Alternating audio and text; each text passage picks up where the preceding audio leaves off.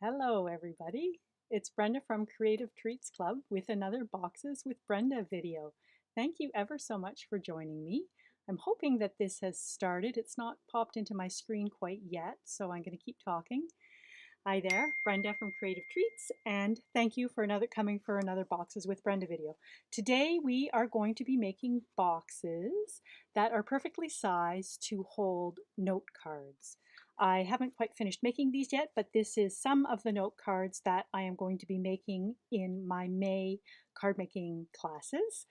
And we are making cards in addition to regular A2 sized cards. We're making some note cards, and these are sized at 3.5 by 5 inches, and these boxes are sized perfectly to hold the cards in envelopes. And the instructions here are going to have in addition to the box dimensions and how to put together the boxes, it also is going to have the instructions for the cards. I mean, not the cards, for the envelopes. And the envelopes, when I make them myself, I size them 1/4 inch bigger. So the envelopes are sized at 3 3/4 by 5 1/4. So I will be showing you how to do that. Now, this particular style of box is like this style. It's bigger, but it is like this style in that it is a fold flat style of box, and it goes flat like that. Okay, and the way it goes together, you see how this has a little tab, and this is the top, this is the bottom, and this is another tab that tucks in. And then this is this side, this is the front, this is this side, and then this tab here is, sorry, this is upside down, is right there like that. So that is the style of box that we have. You may notice that this is the front and it has a piece showing up here. One of the things I wanted to point out quickly here is where I put tape when I assemble these boxes. I put tape here because this all gets folded around, and that is going to go right in there. Sorry, I haven't creased the box yet. And that's going to go there. And then this at the front, rather than cutting it off, I find it makes a cleaner line if you just fold it over and tape it down. So in addition to a nice clean line, it also makes a nice, more rigid box. Okay, so when we're going to be doing the assembly, we're just going to be tacking this down and then taping this over to here.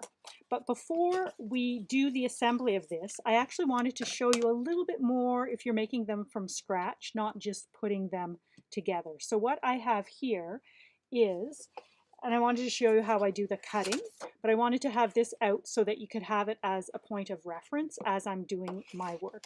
So I've got the other pieces of paper here that'll show you how I put on, and I'm going to show you how I cut this. But first, I'm just going to super briefly show you how, oh, here's my scoreboard, how the dimensions and instructions for this go. Let me first change the screen here over to the instructions, and I'll make them a little bit bigger this way. Okay, so this box that we're making is, as I said, sized at 4 by 5.5 by 1 inch deep. Okay, and the way it is done is it is scored into 5 sections this way, and then we turn it and score it into 5 sections this way, and that's what the grid here is. And what you see is the first section is 4, and then the next section is 1. So we score at 4, and then we add the 1 at 5, and then we want another 4-inch section, so we score at 9, and then another 1-inch section, so we score at 10, and that brings us then to the end of the 10.5 inches this way. And then the other dimension is 8.5 inches, and what we want to do there is score at 1/2 inch, and then we need an inch segment, so we score at 1.5. And then there's 2 ways you can do this. You can either go all the way over and then score at 7 and 8 to get those segments, or what I usually do, because this is symmetrical, I will score at 1/2 and 1.5, and then I'll turn my paper and score at 1/2 and 1.5 that way. Okay, so that is the directions. I'm going to leave that up and put it a little bit smaller in the corner now when I show you how I do the cutting. Okay, so the cutting. on here, you notice that where all these papers are, that is the outside of the box. And you want those all to have a straight edge. Like when you put the top down here, you want it to be square here, okay? So that's why you'll see right here, it's cut square here and here. But what you want, in order to have these flaps go in, you see there's a little bit of a taper there, and then there's a little bit of taper here to make it easier to tuck in, okay? So what we do on all of the edges, except for this one right here and here, you taper it in, okay? So this is what we're going after here, and I'm just going to show you how I do the cutting on mine. You can do it in any order you want, of course, but what I find is easiest is because there's only a few that are straight. I try to cut the straight first and get that out of the way, and then I don't have to worry about whether I taper it or cut it square. So I cut this one here square up to the second score line, and then I want this little bit tapered and this little bit tapered, okay? This is the bottom of the box, the back of the box, okay? And then I turn it around. This is the top of the box, back of the box, okay? So I do this like this because I want that straight edge, and then I taper that one in like that and like that. And then now everything else along here I can taper in. And so I do this one again, but on a slight taper, and then I taper this one in here like this and like that. And there's a fly on my forehead, I think. Guess that's what comes with spring. And that, and taper there. And now this one, I taper it here, and we cut out this corner. Because you'll see in the instructions, what I have done is there's 3 different colors in there. The white squares are what we remove. So that's what I'm doing here. I'm removing those squares because we don't need them. And all these other ones, as I say, I'm tapering, and that's what's marked in the colors that we taper. And so the blue are things that are forming part of the box, and the green colors are things that are form the exterior of the box. Everything else gets tucked in some way or another. Now these tabs here are these here, well, on that size box, but we don't need them to be so long, so we cut them off just here, like that there, and like that there. You might find that it's easier for you to do the cutting if you actually put the paper on before, but I just didn't do it in that order right now.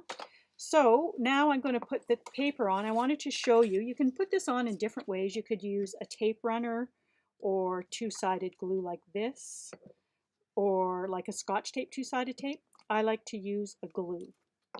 And I just put it lightly on the back like that.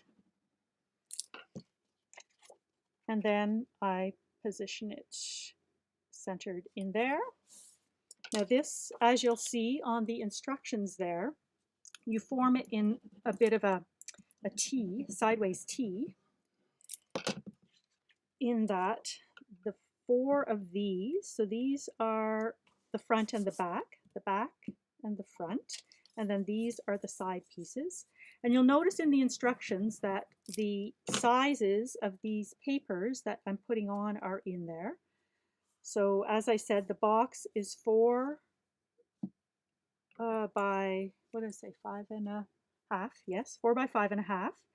And these pieces here are sized at 3 3/4 by 5 1/4. And then these little guys are 3/4 wide, and on the sides they are 5 and what's my dimension? Can't read that small, 5 1/4. And then the ones across the top are 3, and the bottom are 3/4 by 3 3/4.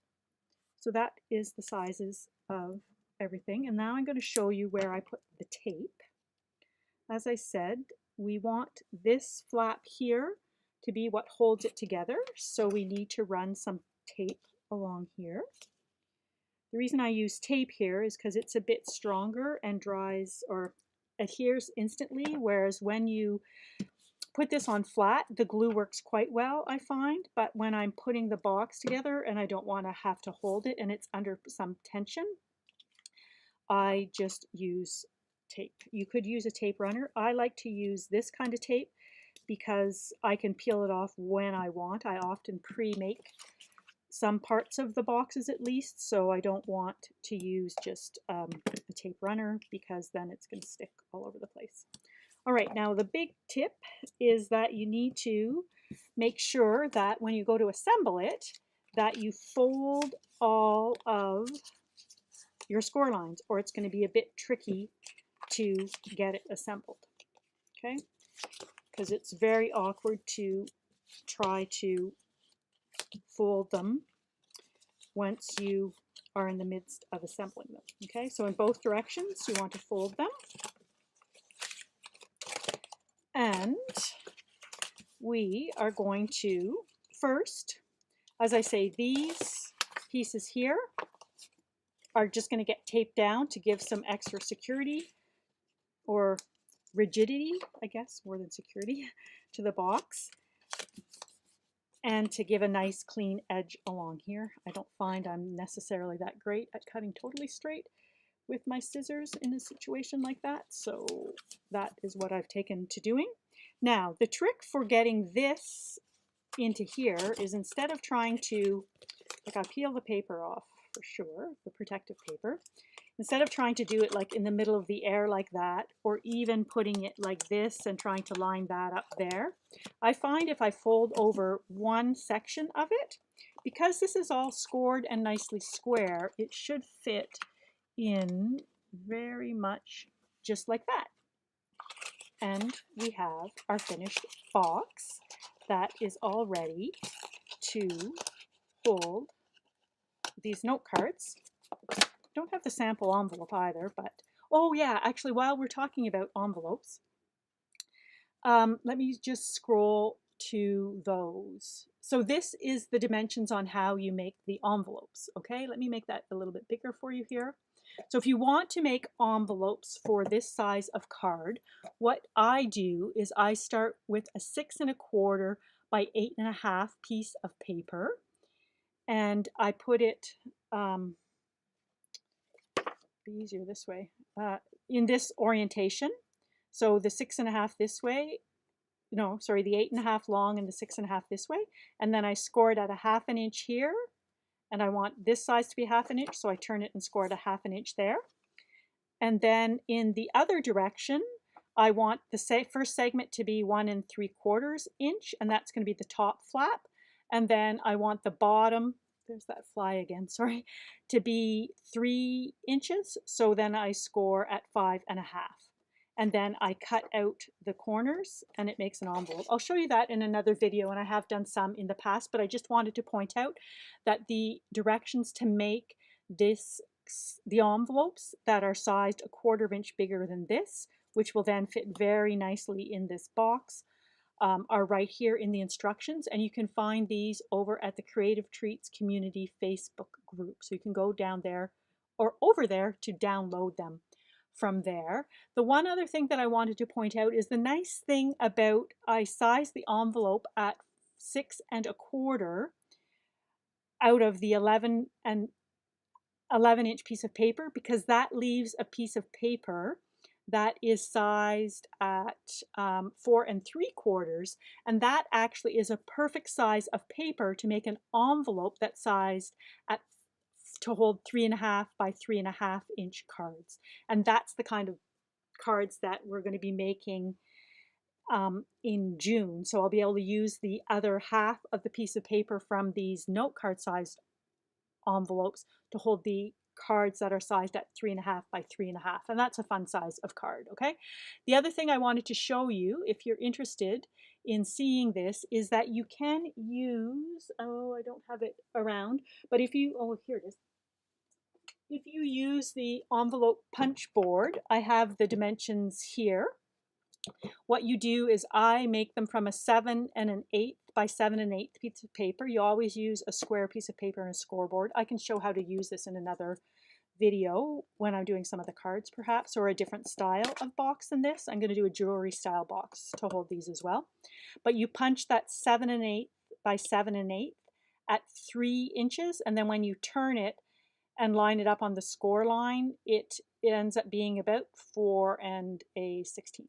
Okay, and then in here as the added bonus, so that I'll have it for next month already done, is the envelopes that are sized at 3 3/4 by 3 3/4 from that 4 3/4 by 8.5 piece of paper. So that is what we have today. And again, that is the size of box here that we made today. And I want to thank you ever so much for joining me today to see how to make this box for the cards that we're going to be making in May in all my card making classes. And I hope that maybe you'll join me for some of those as well. You can always come over and see me every Wednesday at 3:30 and 7:30 on Zoom. You can find the link on Eventbrite or over on my Facebook page or group. And yeah, love to have you join me, or if you are taking part in the Dementia Society card making classes, you can register for that over at the Dementia Society. Alrighty, that is all that I have for now. So thanks very much for joining me, and I hope to see you again soon. Bye bye.